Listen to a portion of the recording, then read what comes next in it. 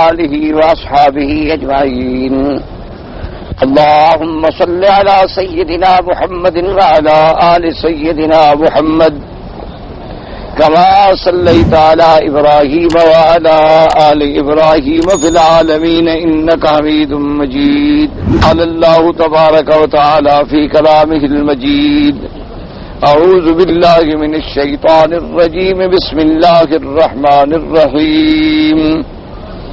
الذين ينفقون أموالهم في سبيل الله ثم لا يتبعون ما أنفقوا منا ولا أذى لهم أجرهم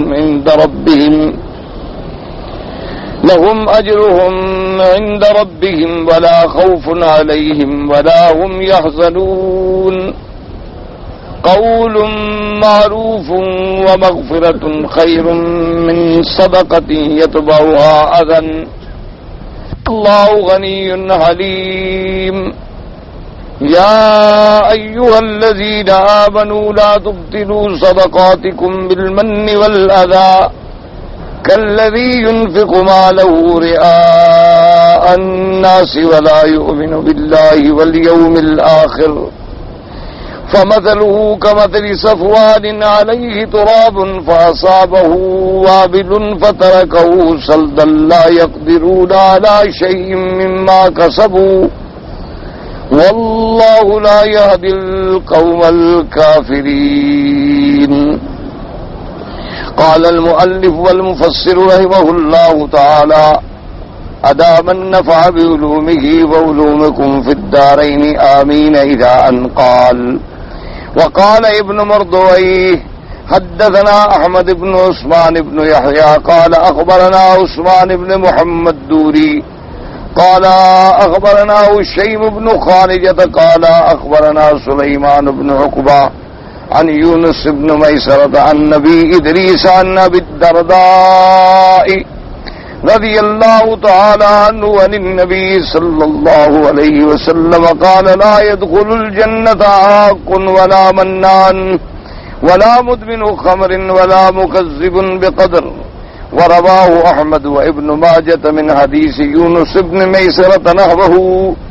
ثم روى ابن مردويه وابن حبان والحاكم في مستدركه والنسائي من حديث عبد الله بن يسار الأعرج عن سالم بن عبد الله بن عمر عن أبي قال: قال رسول الله صلى الله عليه وسلم: ثلاثة لا ينظر الله إليهم يوم القيامة: العاق لوالديه ومدمن الخمر والمنان بما آتا. اب مفسر رحمت اللہ علیہ قرآن مقدس کی اس آیت مبارک پر احادیث کی روشنی میں تفسیر بیان فرما رہے ہیں کہ اللہ نے فرمایا کہ جو لوگ میرے راستے میں خرچ کریں، صدقہ و خیرات کریں، ثم لا یتبعون ما انفقوا منن ولا اذن، اور صدقہ و خیرات کرنے کے بعد نہ احسان جتلائیں، نہ فعلی قولی اشارتن کنایتن تکلیف پہنچائیں. یہ نہیں کہ خیرات کر کے احسان جتلائے یا خیرات کر کے ان کو غربت کا تانا دے، ان کو تکلیف پہنچائے. اگر یہ کرے گا تو صدقہ باطل ہو گیا. جیسے کہ پہلے آپ مثال پڑھ چکے ہیں کہ کمثل حبۃ انبتت، تو اگر بیج خراب ہوگا تب بھی نہیں اگے گا، اگر زمین خراب ہوگی تب بھی نہیں اگے گی. اگر بیج بھی درست ہے، زمین بھی درست ہے، لیکن تم نے زہریلا پانی یا زہریلی دوائیں چھڑک دی ہیں تب بھی فصل نہیں ہوگا. اسی طرح اگر مال حرام ہے تو بھی کوئی ثواب نہیں ہوگا. اگر دینے والے نے ریا کیا ہے تو بھی دھیلے کا ثواب نہیں ہوگا. دینے کے بعد اگر احسان جتلا رہا ہے اور تکلیف پہنچا رہا ہے تب بھی ثواب نہیں ہوگا.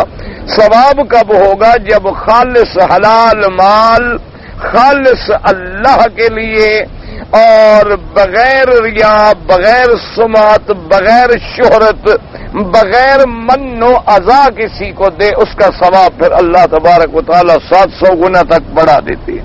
تو اب اس پر مفسر رحمت اللہ علیہ نے حدیث مبارک نقل فرمائی کہ آقا انعامدار خاتم الانبیاء والمرسلین صلی اللہ علیہ وسلم نے ارشاد فرمایا کہ 3 شخص ایسے ہیں کہ لا يدخل الجنت، یہ جنت میں داخل نہیں ہوں گے۔ ان میں کون؟ فرمایا عاقن، جو ولد اولاد اپنے والدین کی نافرمان ہے، اور دوسرا آپ نے ارشاد فرمایا کہ منان، جو خیرات تو کرتا ہے پھر لوگوں پہ احسان جتاتا پھر رہا ہے کہ ہم نے جناب آپ کو یہ دیا اور ہم نے تمہاری خدمت کی اور تم غریب تھے، ہمارے دروازے پہ رہے، ہمارے روٹی پہ پلتے رہے۔ تو یہ منان جو ہے یہ بھی حضور پاک صلی اللہ علیہ وسلم نے فرمایا کہ لا يدخل الجنت ولا مدمن خمر۔ مدمن خمر کا معنی ہوتا ہے کہ شراب کا عادی، مستقل شرابی پکا، فرمایا وہ بھی جنت میں داخل نہیں ہوگا۔ ولا مکذب بقدر، اللہ کی تقدیر کو جھٹلانے والا وہ بھی جنت میں داخل نہیں ہوگا۔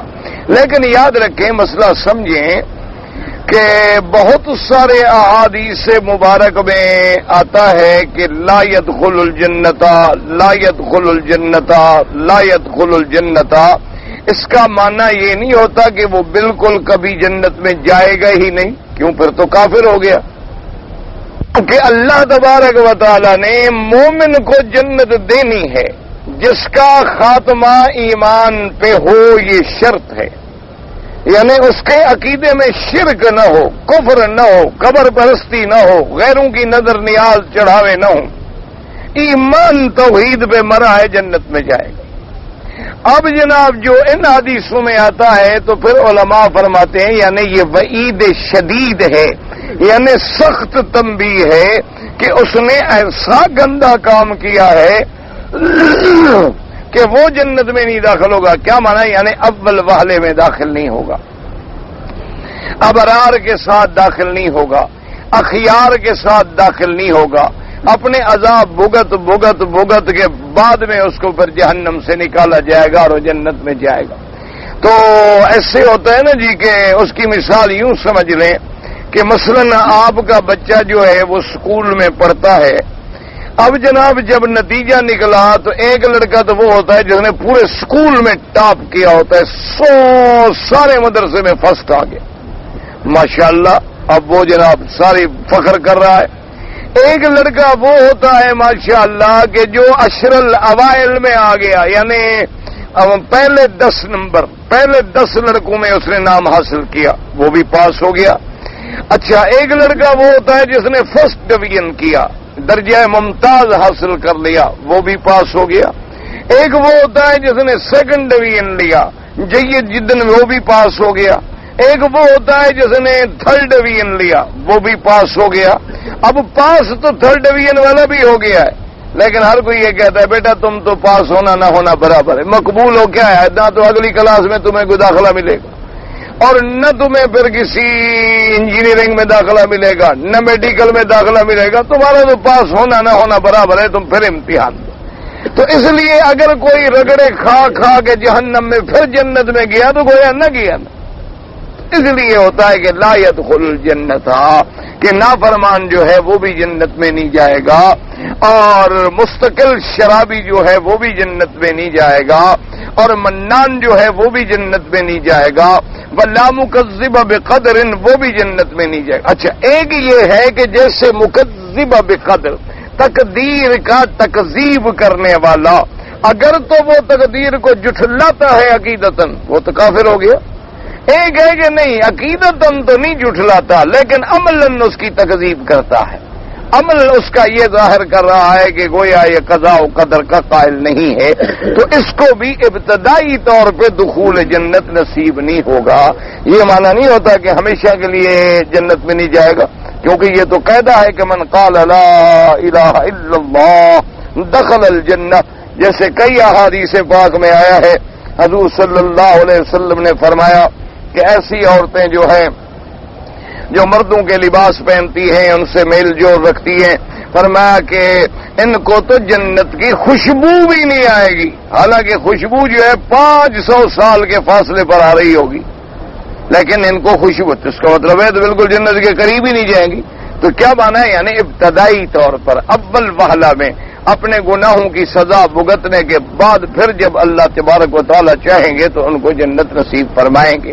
اس لیے کہیں کہیں وعید مراد ہوتی ہے اور کہیں کہیں تشدید مراد ہوتی ہے، تنبیہ مراد ہوتی ہے، اور کہیں حقیقت مراد ہوتی ہے. تو اس لیے احادیث کو سمجھنا چاہیے. اب اس کے بعد دوسری حدیث میں آتا ہے، عبداللہ ابن عمر روایت فرماتی ہیں ان ابی ہے حضرت عمر سے رضی اللہ تعالی عنہما کہ حضور نے فرمایا ثلاثۃ لا ينظر اللہ الیہم یوم القیامت، یہ ایسی ہیں جن کی طرف اللہ نظر نہیں فرمائیں گے. یاد رکھو نظر نہ فرمانے کا کیا مطلب؟ ہر چیز تو اللہ کے سامنے ہے، کوئی چیز اللہ کے آگے چھپی ہوئی ہے نہیں. معنی یہ ہوتا ہے کہ نظر رحمت نہیں فرمائیں گے، ان کی طرف محبت کی نظر نہیں ہوگی. ورنہ تو دنیا کی کوئی چیز ایسی نہیں، نہ اب نہ قیامت میں اللہ کے سامنے کوئی چیز چھپی ہوئی ہو نہیں سکتی. فرمایا ثلاثۃ لا ينظرهم اللہ الیہم یوم القیامت. اس کے بعد آپ نے ارشاد فرمایا کہ العاق لوالدیہ، اپنے والدین کا نافرمان، اپنے والدین کی نافرمانی کرنے والا، ومدمن الخمر، اور شراب کا رسیا، شراب کا عادی، والمنان بما آتا، اور صدقہ خیرات دینے کے بعد احسان جتلانے والا. بھیا تو نہ دو، اگر دیا ہے تم نے تو یاد رکھو کیوں دیا ہے. اگر دیا ہے تم نے اللہ کے لیے تو پھر احسان جتلانے کا کیا مطلب؟ احسان جتلانے کا کوئی سوال ہی پیدا نہیں ہوتا کہ تم نے احسان نہیں کیا. حضرت حسن بصری رحمت اللہ علیہ جو اتنے بڑے محدث گزرے ہیں، اللہ کے ولی گزرے ہیں، اللہ ان کی قبر پہ کروڑوں کروڑوں رحمتیں نازل فرمائے. ان کی خدمت میں جب کوئی فقیر آ جاتا، مسکین آ جاتا خیرات مانگنے کے لیے، تو حضرت باقاعدہ کھڑے ہوتے، استقبال کرتے، اپنی چادر بچھاتے ان کے لیے، ان کو بٹھاتے بڑے آرام سے، اور پھر جتنا اللہ توفیق دیتا ان کو عطا فرماتے. تو آپ فرماتے تھے کہ ہاں اولائے برید الآخرہ، آپ فرماتے تھے کہ خدا کے بندے یہ غریب لوگ ہی تو ہیں جو ہماری ڈاک آخرت میں لے کر جا رہے ہیں. اگر یہ فقیر نہ ہوتے تو ہم خیرات کس کو دیتے؟ اگر یہ مسکین ہی نہ ہوتے، دنیا کے اندر کوئی فقیر ہوتا ہی نہ، دنیا کے اندر کوئی محتاج ہوتا ہی نہ، کوئی معذور ہوتا ہی نہ، تو پھر ہماری خیرات، صدقات، زکوٰۃ کہاں صرف ہوتی؟ یہ تو اللہ نے ہمارے لیے رحمت بنائے ہیں کہ ہم ان کو دیتے ہیں اور یہ سیدھا آخرت میں پہنچا رہے ہیں. یہ تو ہمارے ڈاکیے ہیں اور ہماری ڈاک سیدھی جنت میں لے جا رہے ہیں. تو ان کا اگر ہم احترام نہیں کریں گے تو پھر کس کا احترام کریں گے؟ اسی لیے قرآن پاک نے بھی ارشاد فرمایا اما السائل فلا تنہر. اللہ نے قرآن میں بھی ارشاد فرما دیا کہ کوئی تمہارے پاس سوال کرنے والا آئے تو اس کو جھڑک نہ دو، چاہے وہ سوال علم کا کرے، چاہے وہ سوال مالی کرے، چاہے وہ سوال کر رہا ہے، اس کو آرام سے بات کر دو، ٹال دو. اگر تمہارے پاس نہیں ہے تو کہہ دو، جیسے عرب کی عادت ہے نا، کہہ دیتے ہیں اللہ کریم، بھئی اللہ سخی ہے، اللہ تمہیں بھی دے گا، اللہ ہمیں بھی دے گا. یا کہہ دیتے ہیں اللہ باب اللہ، بھئی میں بھی تمہاری طرح اللہ کے دروازے پہ بیٹھا ہوں، میں بھی تیری طرح محتاج ہوں، میرے پاس بھی کچھ نہیں ہے. تو اگر کوئی سائل آ جائے تو اگر تم نہ دینا چاہو تب بھی اس کو محبت سے بات کرو. اسی طرح حضور پاک صلی اللہ علیہ وسلم نے فرمایا کہ اگر کوئی سائل ہے اور گھوڑے پہ سوار ہو کر تیرے پاس آیا ہے تو تم اعتراض نہ کرو کہ دیکھو یار اتنا قیمتی گھوڑا ہے، بڑے اچھے کپڑے پہنے ہوئے ہیں، پھر بھی سوال کر رہا ہے. پر میں اس کا بھی حق ہے، کچھ نہ کچھ اس کو دے کے روانہ کر دو، کوئی بات نہیں. ورنہ یہ ہے کہ اس کو محبت کے ساتھ بات کرو، اس کو جھڑک نہ دو. کیونکہ جب آدمی کسی غریب کو جھڑکتا ہے نا جی، اللہ باپ فرمائے کہ پھر مظلوم آدمی کے دل سے جو بد دعا نکلتی ہے وہ سیدھی عرش پہ جاتی ہے. اللہ تبارک و تعالی کے نبی پاک نے فرمایا کہ لیس بینہ و بین اللہ حجاب، مظلوم کی دعا کے درمیان اور اللہ کے درمیان میں کوئی پردہ حائل نہیں ہے، اور سیدھی فوراً پہنچ جاتی ہے. اس لیے حکم ہے کہ جب خیرات کرو، جب صدقات کرو تو پھر احسان نہ جتلاؤ. اور پھر یاد رکھو جب تم احسان جتلاتے ہو تو معنی یہ ہے کہ تم نے اللہ کے لیے دیا ہی نہیں. اللہ کے لیے دیتے تو پھر احسان کا کیا معنی؟ اچھا دوسری بات یہ ہے، مسلمان علماء نے کہا ہے اس بندے کے امتحان کا ایک طریقہ ہے. اگر یہ بندہ دے رہا ہے اللہ کے لیے تو یہ دیکھو کہ جس سے اس کا جھگڑا ہے، اختلاف ہے، دشمنی ہے، اس کو بھی دیتا ہے۔ اگر اس کو نہیں دیتا تو من ہے یہ اللہ کے لیے نہیں دے رہا، یہ تو پھر اپنی دوستی بنا رہا ہے، اپنے تعلقات پیدا کر رہا ہے۔ اللہ کے لیے دیتا تو پھر دوست دشمن کا کیا مطلب؟ جو بھی غریب ہے دے دو، منافق ہے، مخالف ہے، تمہاری پارٹی کا ہے نہیں ہے، تمہارے جماعت سے تعلق رکھتا ہے نہیں ہے، مسکین ہے، غریب ہے، محتاج ہے، دے دو۔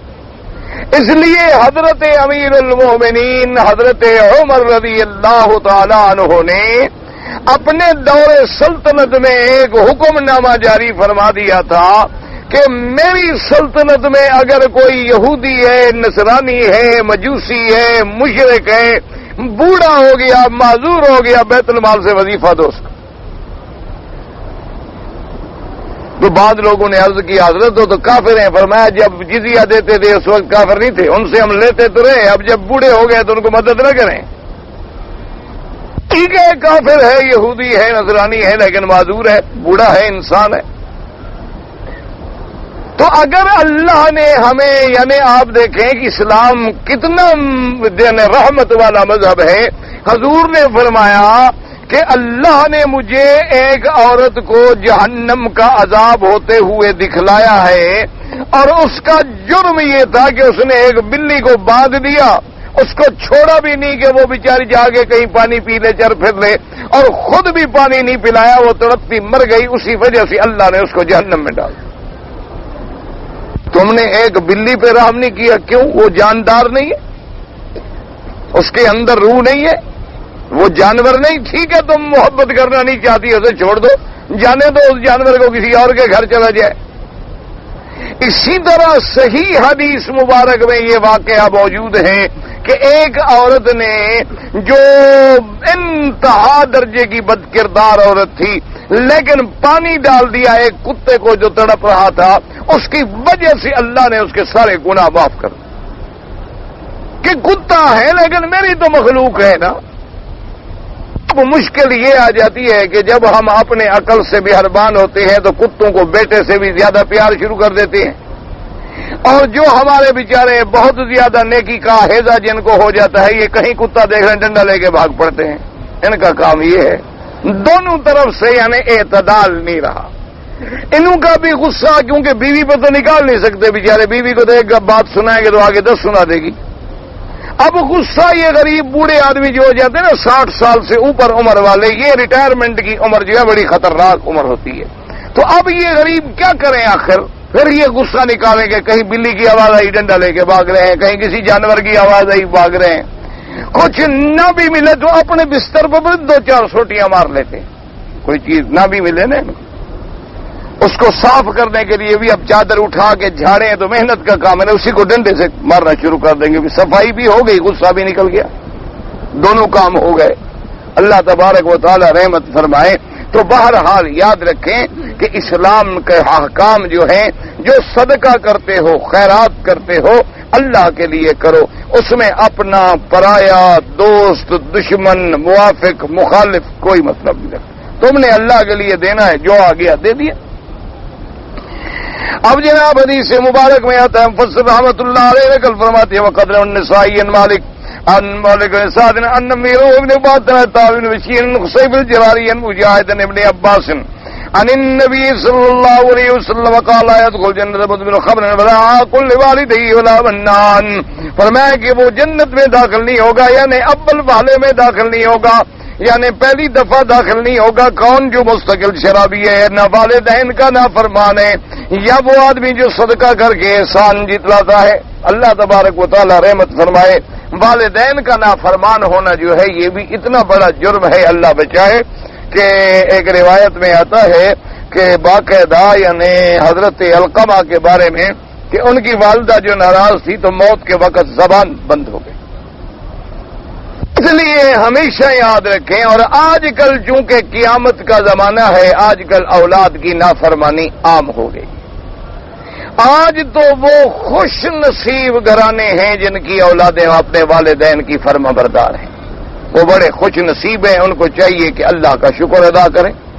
اللہ تبارک و تعالیٰ کی اس نعمت کا شکر کریں، ورنہ 99% گھرانے جو ہیں ان کی اولاد نافرمان ہیں والدین۔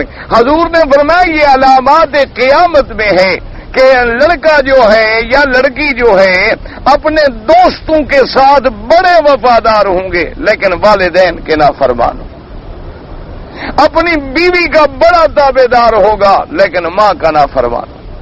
یہ علامات قیامت میں ہے اور آج ہر گھر کا یہ مسئلہ ہے۔ اللہ معاف فرمائے، اللہ معاف فرمائے۔ اللہ پاک ہمیں، آپ کو، ہمارے بچوں کو، خاندانوں کو ہدایت دے۔ آج ہر گھر میں یہ عالم ہے کہ بیوی نے کہہ دیا ہے نا کہ میں تمہاری ماں کے ساتھ نہیں رہتی، بس ختم ختم۔ بیوی نے کہہ دیا کہ ماں کو گھر سے نکال دو، نکال۔ انا للہ و انا الیہ راجعون۔ اللہ تبارک و تعالی رحمت کرے۔ حضور نے فرمایا ایسے لوگ جنت میں بھی داخل نہیں ہوں۔ اللہ تبارک و تعالی سے دعا کریں۔ بہرحال حالات یہی ہیں، اکثر حالات گھروں میں یہی ہیں۔ وقد رواه ابن زیاد بن اسلم بن محمد بن عبد الله بن الصالح الموصلي عن طاعون حسين بن مجاهد عن ابن عباس رواه النسائي من حديث عبد الكريم بن مالك الحوري المجاهد قوله وقد رواه المجاهد عن نبي سعيد المجاهد النبي هريرة نحوه ولهذا قال الله تعالى يا أيها الذين آمنوا لا تبطلوا صدقاتكم بالمن والأذى فأولا الصدقة تبطل بما يتبع المن والأذى۔ اللہ نے فرمایا ایمان والو اپنے صدقات کو باطل نہ کرو، ضائع نہ کرو کہ لوگوں پر ایذا پہنچاؤ یا احسان جتلاؤ، چونکہ یہ چیزیں صدقے کو زائل کر دیتی ہیں۔ فما فی ثواب الصدقۃ المن والاذى، پھر پورا ثواب جو ہے وہ اجر جو ہے نہیں مرتب ہوتا، ثواب نہیں ملتا۔ ثم قال تعالی کالذی ينفق ماله رئاء الناس اي لا تبطلوا صدقاتكم بالمن والأذى كما تبطل الصدقة من رأى بها الناس فأظهر لهم أنه يريد وجه الله وإنما قصده مدح الناس وشرط بالصفات الجميل يشكر بين الناس يقال إنه كريم۔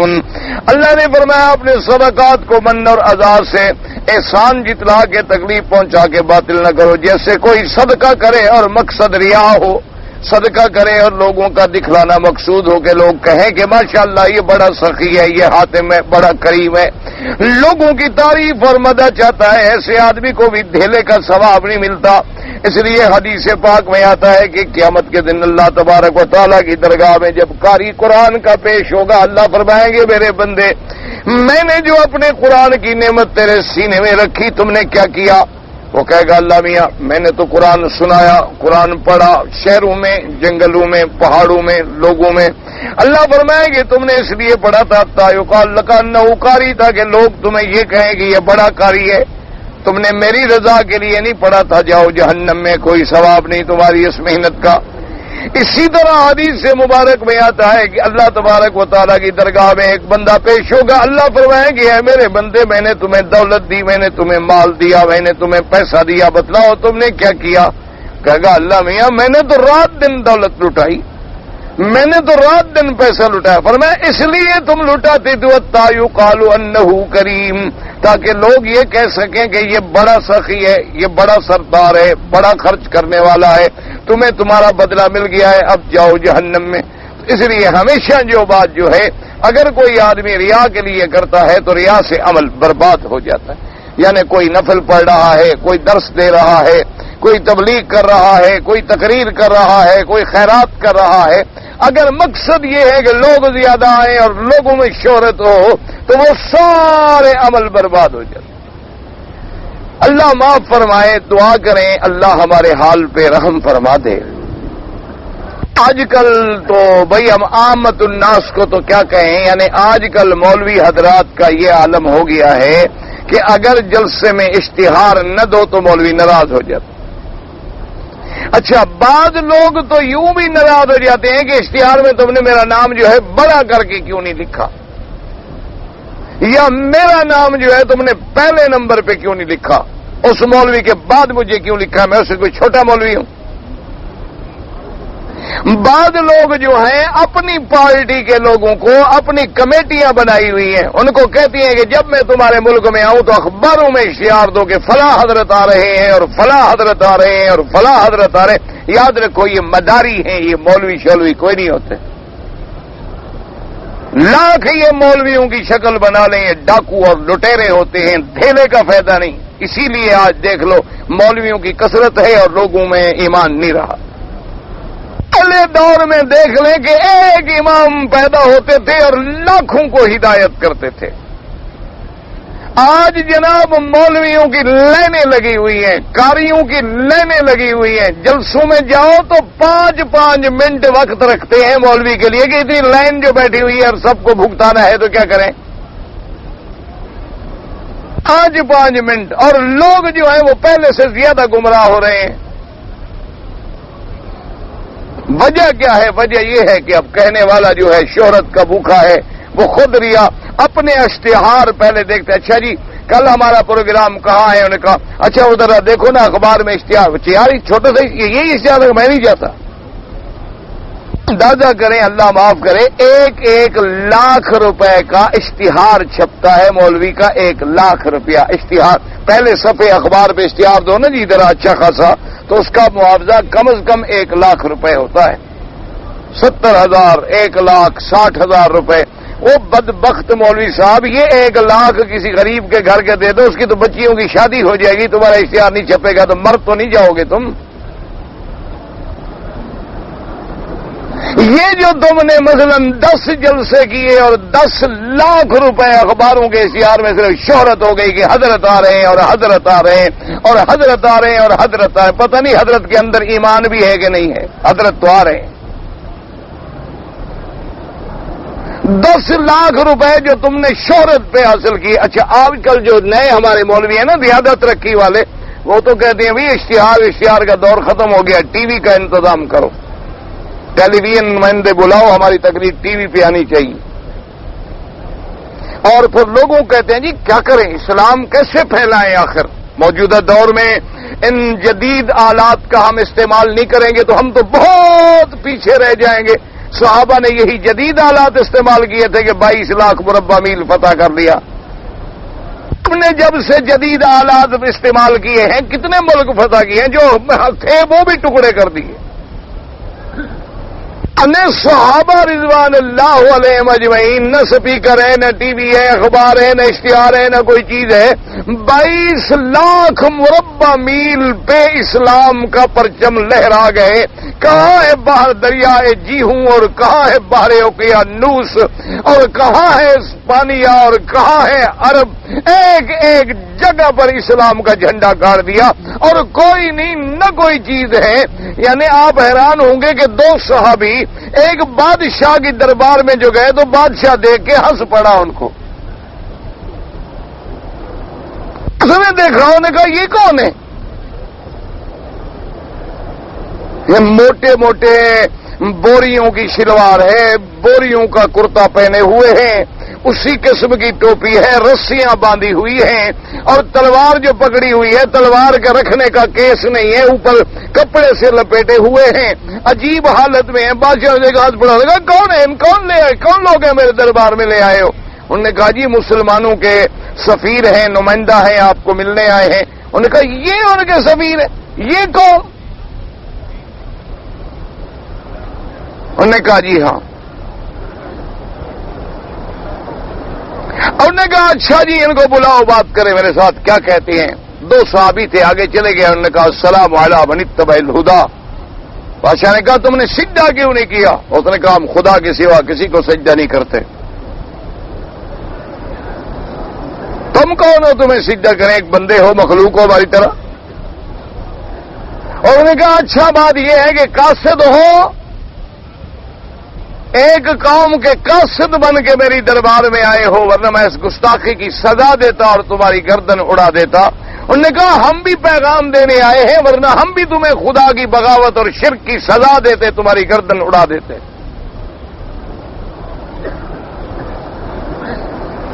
بادشاہ نے کہا یہ عجیب لوگ ہیں، تو میرے آنکھوں میں آنکھیں ڈال کے بات کرتے ہیں، کپڑے نہیں ہیں۔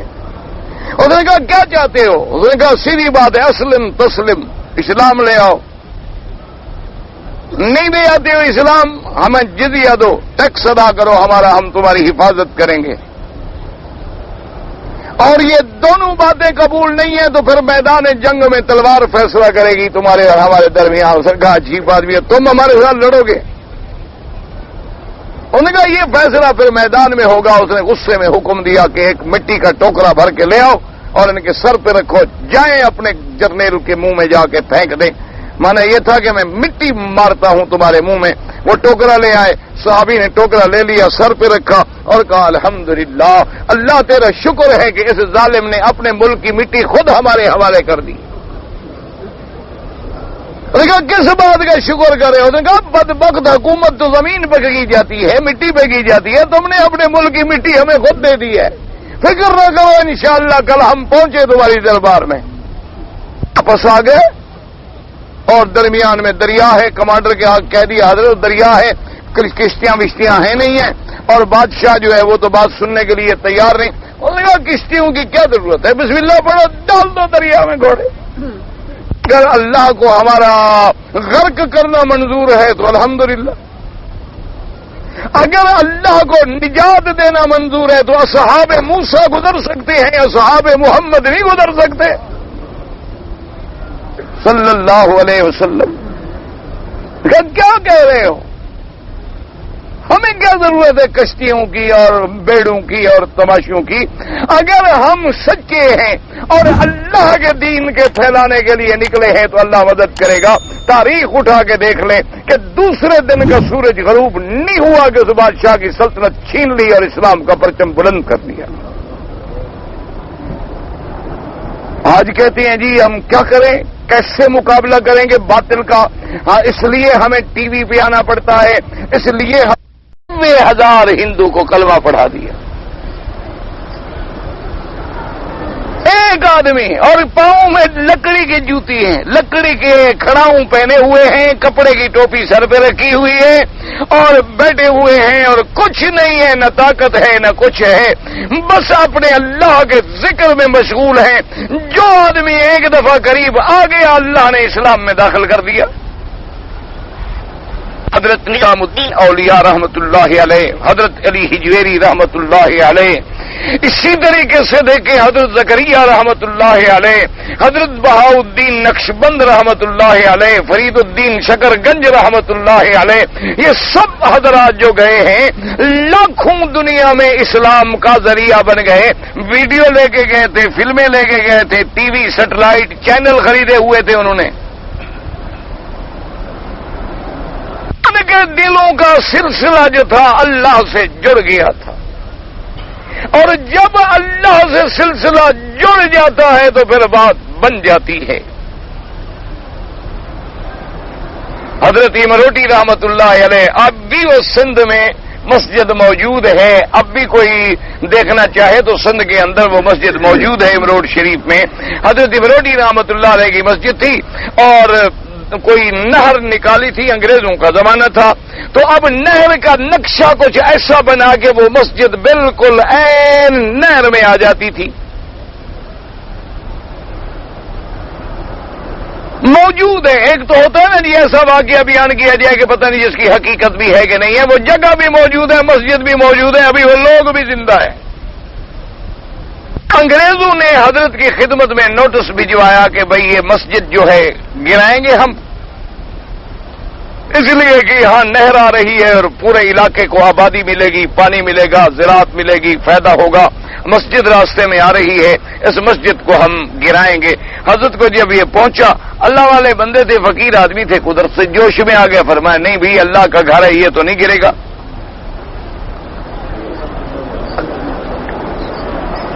انہوں نے دوبارہ نوٹس بھیجا, انہوں نے کہا کہ مولوی صاحب آپ حضرت ایسا کریں کہ مسجد کا معاوضہ لے لیں اور پھر نہر کے کنارے سے ہٹ کے اور زمین خرید کر کے مسجد بنا لیں. انہوں نے کہا کہ نہیں, یہ فقیر کی مسجد ہے, اتنا عرصہ یہاں عبادت کی ہے, اللہ کا گھر ہے, اس کو نہیں گرانا چاہیے. بس خیال آ گیا.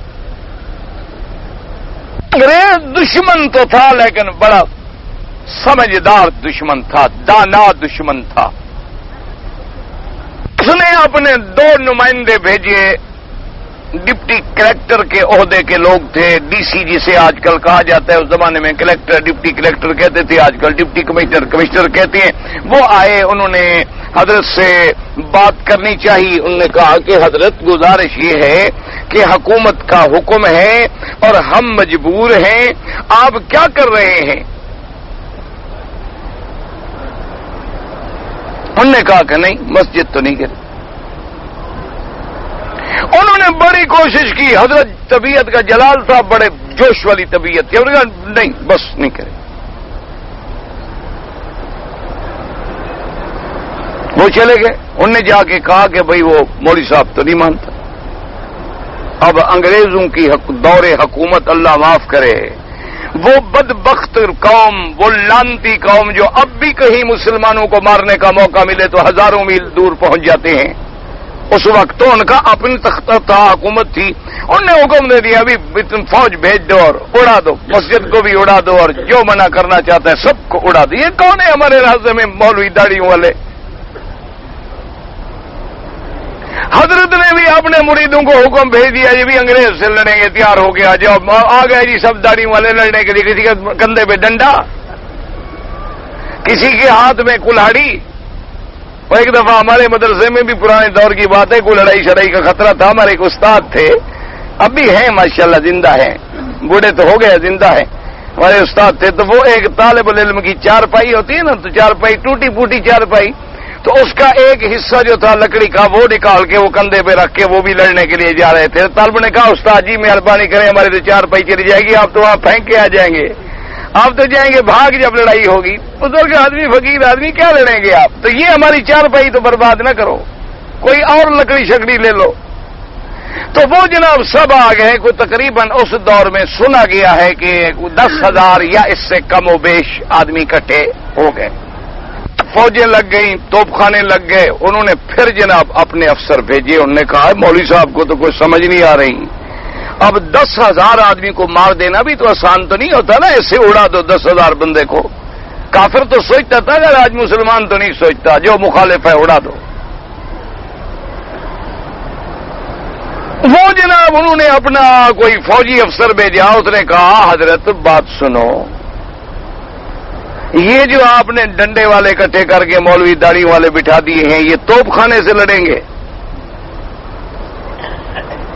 ایک وہاں سے گولا پڑے گا اور نہ مسجد ہوگی یہاں اور نہ یہاں آپ کے کوئی مرید ہوں گے، آپ کس بات کا مقابلہ کریں گے؟ تو حضرت جوش میں آ گئے، سندھی بولتے تھے، اللہ ان کی قبر پہ کروڑوں رحمتیں فرمائے، تو غصے میں آگے کہنے لگے کہ، اور انگریز کو کہتے تھے بھولو یعنی بندر، کہنے لگے بھولو ماں ڈا ڈزی بندوقہ، تم تو ایک فیر والا توپ خانہ چلاؤ گے نا، میں یہ 10 فیر والا جب ہاتھ اٹھاؤں گا تو انگریز کا بچہ نہیں رہے گا اس ملک میں۔ اور نے کہا حملہ کرو، آج پھر آزماؤ فقیروں کو بھی۔ اور نے کہا تم ایک توپ کا گولہ چلاؤ، اگر انگریز کا بچہ اس ملک میں رہ جائے تو میری داڑھی آ کے پونٹے، ایک ایک بچہ تیرا قتل ہو جائے گا، چلاؤ گولی تم۔ کہا جی کیسے قتل؟ آپ نے ایسی اشارہ جو کیا وہ دونوں اندھے ہو گئے، نکل جاؤ کتوں، اور وہ دونوں اندھے ہو گئے۔ انہوں نے کہا جی بس پادری صاحب مہربانی، ہمیں بات سمجھ آ گئی، آپ سے ہم نہیں لڑتے۔ انہوں نے کہا نہیں بس جاؤ۔ اور تھوڑی دیر کے بعد واپس آئے، جنرل فرنل اکٹھے ہو گئے، انہوں نے کہا کیا ہو گیا؟ اچھے خاصے آنکھوں، انہوں نے کہا ہم اندھے ہو گئے ہیں بھائی، اس فقیر سے نہ لڑو، نہیں تو تمہارا وہاں بھی سلطنت ہی رہے گی جہاں بیٹھے ہوئے ہو برطانیہ میں۔ یہ اللہ والے لوگ ہیں، یہ اللہ سے مانگتے ہیں، وہ تو کہتے ہیں ہمارے 10 فیر کرنے والے ہاتھ ہیں، جب ہم ہاتھ اٹھائیں گے تو مولا کا قہر ٹوٹے گا، تمہارا بچہ بھی نہیں رہے گا، اب ان کو معاف کرو، ان کی مسجد رہنے دو۔ انہوں نے جناب فیصلہ کیا فوجیں واپس کر دو، وہاں نہر کو کرو دے دو، تو اس کو ذرا موڑ دو، مسجد رہنے دو اور ان کو بالکل نہ چھیڑو۔ اور اس کے بعد پھر وہ دونوں افسر حضرت کی خدمت میں گئے، انہوں نے کہا حضرت اب ہم فوجیں بھی لے جا رہے ہیں، مسجد بھی آپ کی شہید نہیں ہوگی، نہر کو بھی ہم نے موڑ دیا ہے، ہمارا کیا قصور ہے، مہربانی کرو دعا کرو ہماری آنکھیں تو ہو جائیں۔ تو فرمایا اپنے کسی شاگرد کو کہ مانجو سر میں تو سلائی وٹری سا، اس کو ایک سلائی ایک میرے سر میں سے ڈال دو، پہنا ہے ٹھیک ہو کے چلے گئے۔ اللہ پر جب یقین تھا تو اللہ نصرت کرتے تھے۔ آج ہمارا یقین ہے جناب ویڈیو پہ، فلموں پہ، اشتہاروں پہ، اخباروں پہ، اللہ سے تعلق کٹ گیا ہے۔ بس دعا کرو پھر ہمارا تعلق اللہ سے جڑ جائے۔ بس یہ دعا کرو. ہم لوگ بس یہ سب زبانی کلامی باتیں ہیں، اگر دل سے نکلے تو سارے لوگ مسلمان نہ ہو جائیں، سارے لوگ ٹھیک نہ ہو جائیں. اس لیے فرماتی ہے کہ لا تبطلوا صدقاتكم بالمن والاذى ولهذا قال تعالى لا يؤمن بالله واليوم الاخر ثم ضرب تعالى مثل ذلك المراء بانفاقه. پھر اس کے بعد اللہ نے مثال دی ہے کہ جو لوگ ریا کرتی ہیں، قال ذاك الذي يتبع نفقته من او اذى، یا جو لوگ اپنے صدقات کے بعد لوگوں پہ احسان جتلاتے ہیں یا تکلیف دیتی ہیں، فمثله كمثل صفوان جمع صفوانہ ومن من يقول الصفوان استونوا فردا ايضا والصخر الاملس. اللہ نے فرمایا اس کی مثال ایسی ہے کہ جیسے بالکل ایک چٹیل پتھر، اس کے بعد اس چٹیل پتھر پہ تھوڑی سی مٹی جب اس نے دیکھی علیہ تراب فاصابه وابل وهو المطر الشديد فتركه صلدا اي فترك الوابل املس يابسا اي لا شيء عليه من ذلك التراب بل قد ذهب كله. اللہ نے فرمایا ان کی مثال ایسی ہے جیسے پتھر پہ مٹی پڑی ہو نا تو دور سے نظر آتی ہے، اچھا مٹی ہے، بارش آئی ختم، کوئی مٹی نہیں ہوئی، پتھر کا پتھر نکل آیا. تم نے خیرات کرنے کے بعد اگر لوگوں کو تکلیف پہنچے، احسان جتلایا تو صدقہ ختم ہو گیا، کچھ بھی نہ رہا. ای کذالک اعمال المرائین طلبت من اللہ من ظہر لهم اعمال فیما یری الناس. ایسے ریا کرنے والے کے اعمال چاہے دیکھنے میں نظر آتے ہیں جیسے وہ مٹی نظر آ رہی تھی لیکن برباد ہو جاتی ہیں. ولہذا قال تعالی لا يقدرون على شيء مما كسبوا والله لا يهدي القوم الكافرين. اور ان کو پھر کچھ طاقت ہی رکھتے کہ کچھ حاصل کر سکیں. اللہ تبارک و تعالی جو کفر کرنے والے ہیں، اللہ کے حکام کا انکار کرنے والے، اللہ کے قرآن، اللہ کے فرمان کے منکر کافر، اللہ ان کو پھر ہدایت نہیں کرتے، توفیق ہدایت نہیں دیتے. اللہ تبارک و تعالی آپ کو بھی ہمیں بھی صراط مستقیم نصیب فرمائے.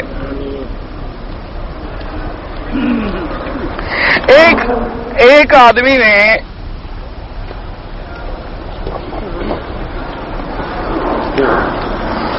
طائف کے ساتھ شادی کی ہے اور اس کے بعد اس کے 2 بچے بھی ہیں، تو بھائی طوائف بھی عورت ہوتی ہے نا، طائف عورت ہے، گناہگار ہے، تو کیا ہو گیا؟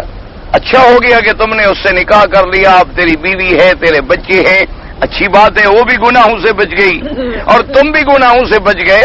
اصول یہ ہے کہ آدمی اچھی عورتوں سے شادی کرے، ایسی عورتوں کو نکاح میں نہ لائے جن سے کل کو نسل میں، نسب میں، خاندان میں کوئی مصائب پیدا ہونے کا خطرہ ہو. لیکن اگر کسی نے نکاح کر لیا، کوئی مبتلا ہو گیا، کوئی بیچارہ عاشق ہو گیا، پھنس گیا مصیبت میں، تو اس زنا کرنے سے تو بہتر ہے کہ اس نے نکاح کر لیا، اچھا کیا، جان چھوٹ گئی، کوئی حرج نہیں، نکاح ٹھیک ہے، اولاد اس کی ٹھیک ہے.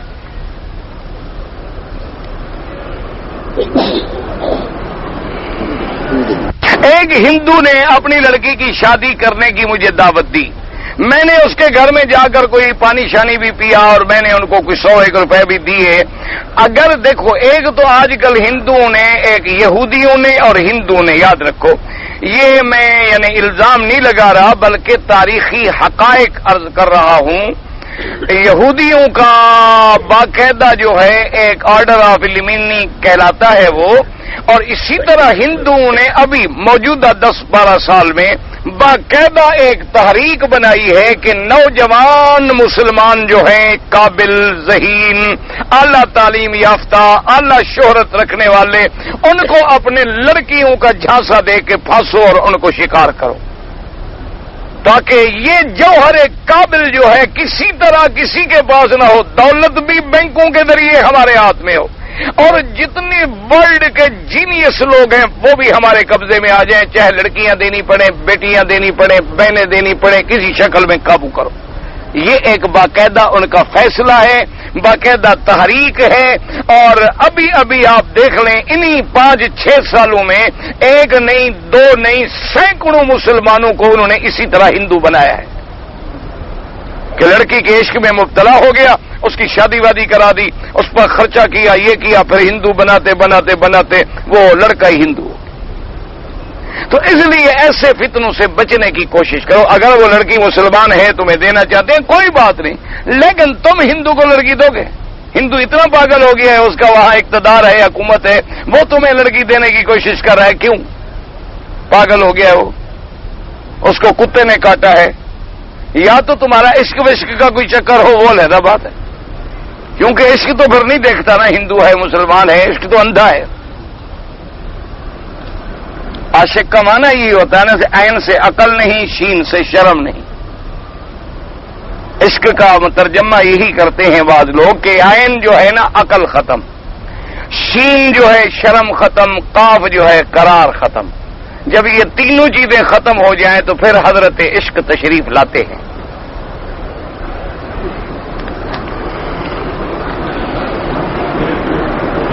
ایک گاؤں میں زمین کے بارے میں جھگڑا ہو گیا، دو پارٹی، ایک آدمی نے جھگڑے والی زمین پر چندہ کر کے مسجد بنوا دی۔ بات سنو، اگر وہ زمین اختلافی ہے، مثلا یہ زمین ہے، یہ شخص کہتا ہے میری ہے، یہ کہتا ہے میری ہے، اب اس نے اس کو محروم کرنے کے لیے مسجد بنا دی ہے، ناجائز ہے، جھگڑے والی زمین۔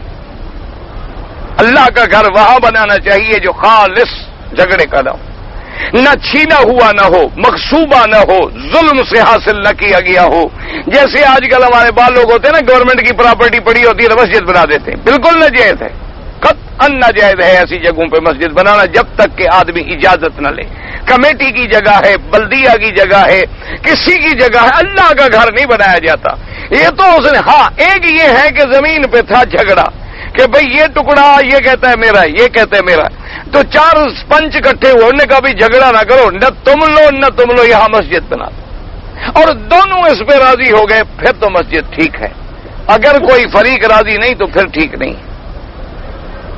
اور دادا فوت ہو گیا، ابراہیم الخلیل کا کیا معنی؟ ابراہیم حضرت ابراہیم کا نام ہے، خلیل معنی اللہ کے دوست، خلیل اللہ۔ آپ کا دادا فوت ہو گئے، ان کے لیے آپ حج کر سکتے ہیں، عمرہ کر سکتے ہیں، سب طواف سب کچھ کر سکتے ہیں۔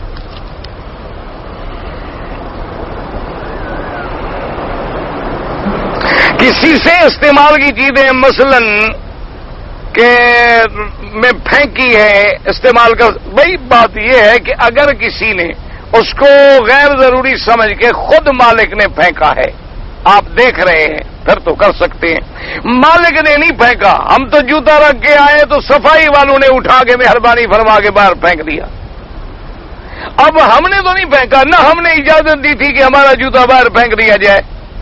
حالانکہ اصول یہ ہاں کہ وہاں الماری ہو، نیچے پلاسٹک کا باقاعدہ ایک بڑا کپڑا موجود ہو، وہاں جھاڑ کے اس پلاسٹک میں گند لے جائیں، جوتا ہر کسی کا وہاں رکھیں۔ یہ تھوڑا ہے کہ اس کو اٹھا کے باہر پھینک دو، باہر والے اور آگے پھینک دے، آگے والے اور آگے پھینک دے، آدمی نماز پڑھ کے نکلے باہر جائے جوتا ہی نہیں۔ تو یہ جو ہے بغیر، ہاں تم دیکھ رہے ہو کہ مالک نے استعمال کیا، مالک نے پھینک دیا، اس کا مطلب ہے اب مالک نے اس کو غیر ضروری چیز سمجھ کے پھینک دیا ہے، تم استعمال کر سکتے ہو۔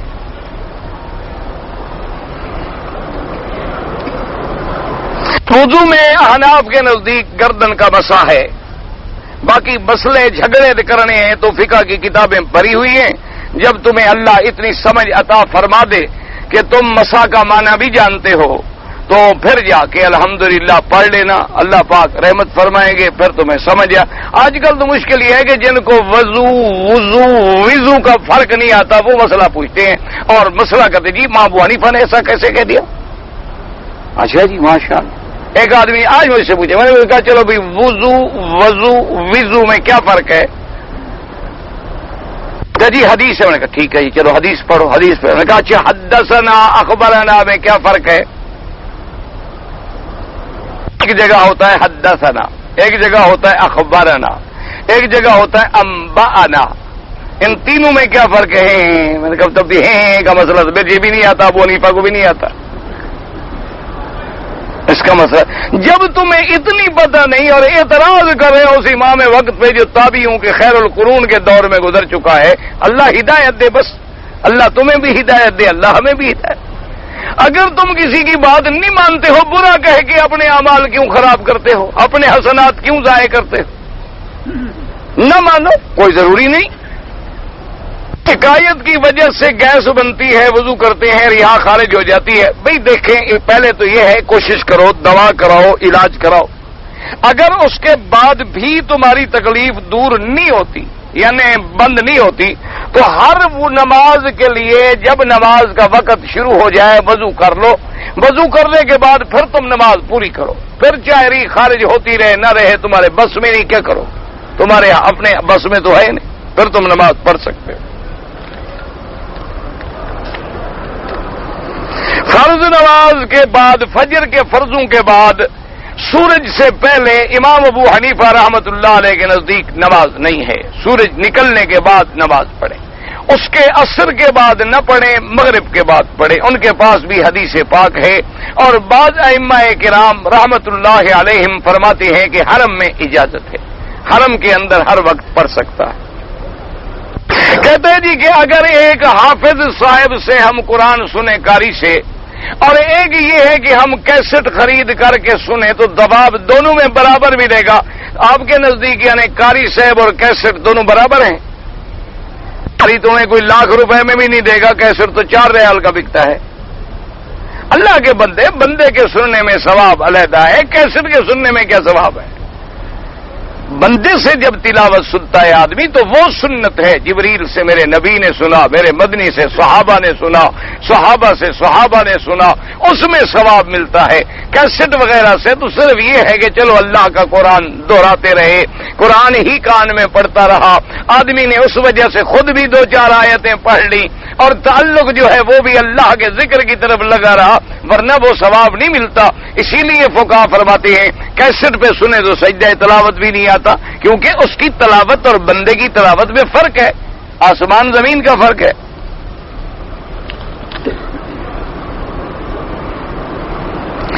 فرض نماز سفر میں قضا ہو گئی، اس کو میں قضا جو کروں تو 4 رکعت پڑھوں یا 2، جیسے قضا ہوئی ویسے ادا ہوگی؟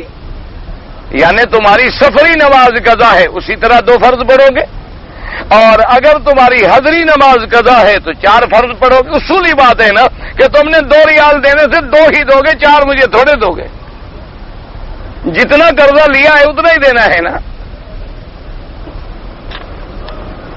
قرآن شریف میں زیر زبر کی ابتدا کس نے کی ہے؟ کوئی ویسے کہتی ہیں کہ حجاج ابن یوسف نے کی ہے، اللہ عالم۔ یہ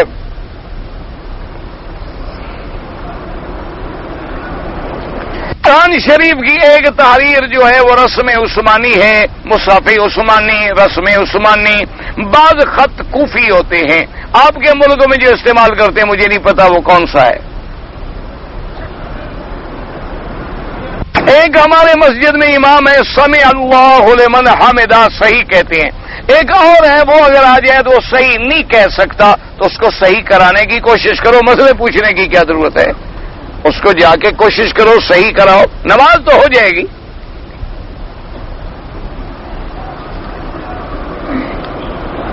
عرش اور کرسی آسمان کے برابر ہے، کیوں برابر ہے؟ وسیع کرسی السماوات والارض، 7 آسمانوں اور 7 زمینوں سے بڑی ہے، عرش اس سے بڑا ہے۔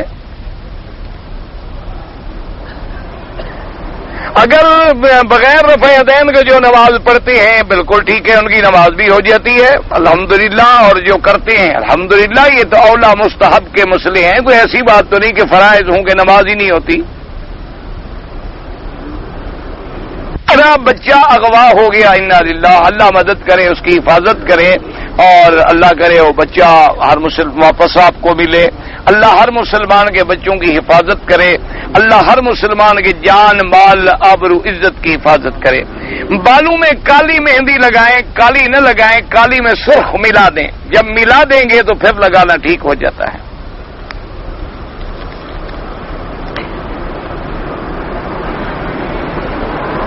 اگر ایک آدمی کسی گناہ کبیرہ میں مبتلا ہے اور اس نے توبہ کی، پھر توڑ بیٹھا، پھر توبہ کی، پھر توڑ بیٹھا، پھر حتیٰ کہ کعبۃ اللہ میں آ گیا، یہاں توبہ کی لیکن پھر توڑ بیٹھا، دیکھو بات سنو، اپنی طرف سے تو وہ ہر ممکن کوشش کرے اس گناہ کو چھوڑنے کی، اور توبہ کا دروازہ ابھی بند نہیں ہوا۔ گر گبرو، کافرو، بت پرستی، باز آ، اگر 1000 بار توبہ شکستی، باز آ، اگر 1000 بار بھی توبہ توڑ دو پھر توبہ کرو، اللہ معافی دینے کے لیے تیار ہے، لیکن تم بھی تو مخول نہ بنا لو نا، تم بھی تو اپنے آپ کو اس پہ قابو رکھو. جس وجہ سے گناہ ہوتا ہے اس ماحول کو چھوڑ دو, اس جگہ کو چھوڑ دو. اچھا, دوسری بات یاد رکھو کہ یہ کیا کرو کہ جب رات کو تم نماز پڑھ لو, فارغ ہو جاؤ, یعنی کھانے کا وقت فارغ ہو جائے, سونے کا وقت آ جائے, علیحدہ کوئی آدمی نہ ہو, 2, 4, 5 منٹ زیادہ بھی نہیں, بند کمرے میں علیحدہ بیٹھ کے غور کرو کہ میں نے مرنا ہے اور میں قبر میں جانا ہے. اور پھر اسی پہ غور کرو کہ میں نے قبر میں اٹھنا ہے, پھر اللہ کے دربار میں حشر میں بھی پیش ہونا ہے. اسی پر غور کرو, اسی پر اپنا توجہ کو جماؤ کہ ابھی میں نے مرنا ہے. ایسے سوچو کہ گویا ہو میں مر گیا, اب مجھے جنازہ میرا اٹھا رہے, اب مجھے قبر کی طرف لے جا رہے, آگے قبر ہے اور میرے پاس یہ گناہ ہے, اب میرا کیا ہوگا قبر میں. تو علماء نے لکھا ہے کہ آدمی اگر آخرت کے تصور کو پختہ کر لے تو اللہ گناہ چھڑوا دیتے ہیں. آخرت پر اپنا تصور کو پکا کرے, احوال آخرت کو. اچھا, اسی طرح جو کتابیں ملتی ہوں جس میں احوال ہیں قبر کے, حشر کے, برزخ کے, عالم آخرت کے, ان کتابوں کا مطالعہ رکھو. اور دوسری بات یہ ہے کہ جو گناہ تم سے ہوتا ہے اس جگہ کو, ماحول اور ساتھیوں کو چھوڑو اور دل سے سچی توبہ کرو اور اللہ سے دعا کرو کہ اللہ بچائے, اللہ پاک رحمت فرمائیں گے, پھر تم سے گناہ نہیں ہوگا. باقی ہمارے ذمے کوشش ہے, کوشش کرنی. اللہ کی رحمت کے دروازے بند نہیں ہوئے, الحمدللہ کھلے ہیں. اللہ آپ کی بھی, اللہ ہماری, ہم سب کی توبہ قبول فرمائے.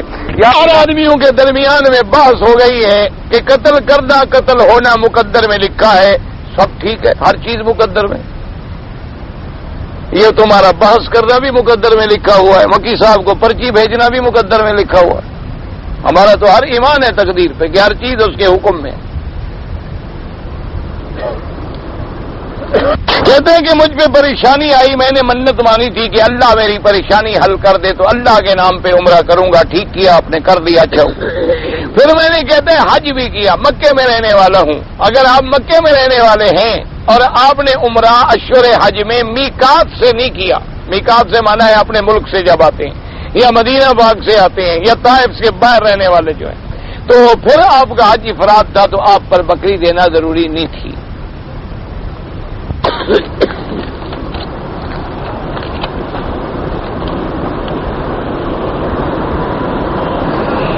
جی بیت اللہ میں کسی بھی نماز کے وقت لوگ جو ہیں بیت اللہ شریف کے چاروں طرف بیٹھ جاتے ہیں کہ یہ صف اول ہے. بھئی صف اول وہ ہے جو امام کے پیچھے آئے, وہ جہاں تک آئی جائے وہ صف اول ہے. اگر وہ نہ ملے تو جس طرف امام ہے اس طرف کو چھوڑ کے باقی جو طرف ہے جتنا کعبے کے قریب ہوگا وہ صف اول ہوگا. کعبے افضل ہے یا صف اول میں بیٹھنا, طواف کرنا جو ہے وہ افضل ہے. لیکن جو صف اول میں بیٹھنا چاہتے ہیں وہ طواف پہلے کر لیتے ہیں تو اذان کے بعد صف اول میں بیٹھ جاتے ہیں. دونوں کام ہو سکتے ہیں, کوئی منع ہے؟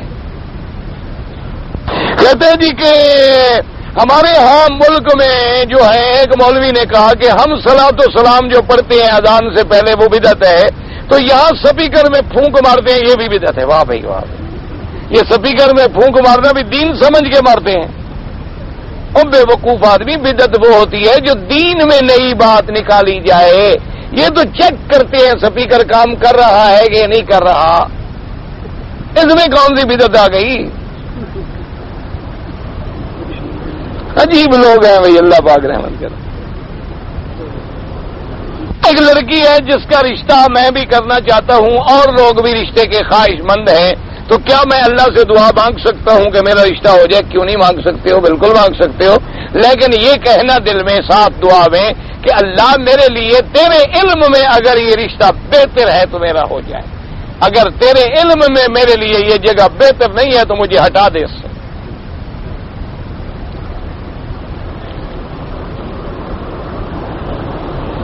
ایک لڑکے کی عمر 5 سال ہے, لڑکی کی عمر بھی 5 سال ہے. ان کا نکاح ہو جائے گا, والدین کریں گے تو ہو جائے گا, لیکن ضرورت کیا ہے, نکاح تو ہو جائے گا.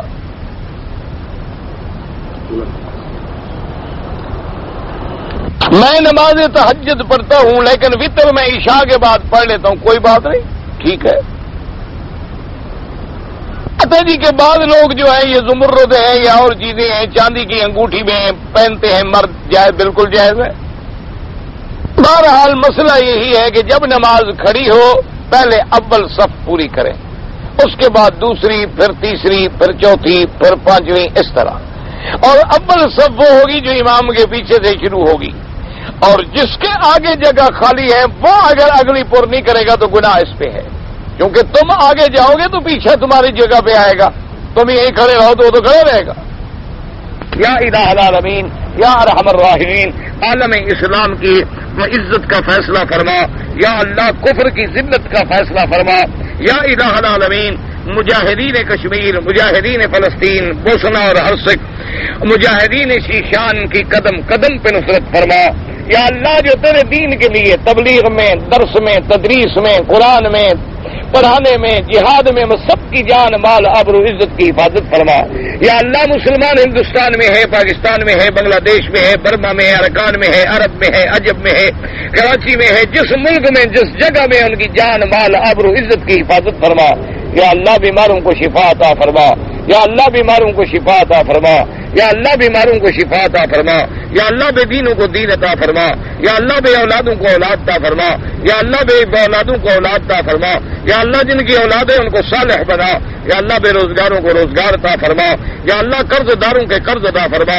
یا اللہ مسلمانوں کو کافروں کی سازشوں سے محفوظ فرما، یا اللہ افغانستان میں امن قائم فرما، یا اللہ پاکستان اور کراچی میں امن قائم فرما، یا اللہ مہاجر ہیں، انصار ہیں، سب بھائی ہیں، ان کو بھائی بنا، یا اللہ دلوں کی قدرتیں اور میلیں دور فرما، یا اللہ دلوں کے بغض دور فرما، یا الہ العالمین جو دشمن ان کو لڑا رہا ہے اس کو اپنی قدرت کے ساتھ نیست و نابود فرما، یا الہ العالمین جو دشمن مسلمانوں کو نقصان پہنچا رہے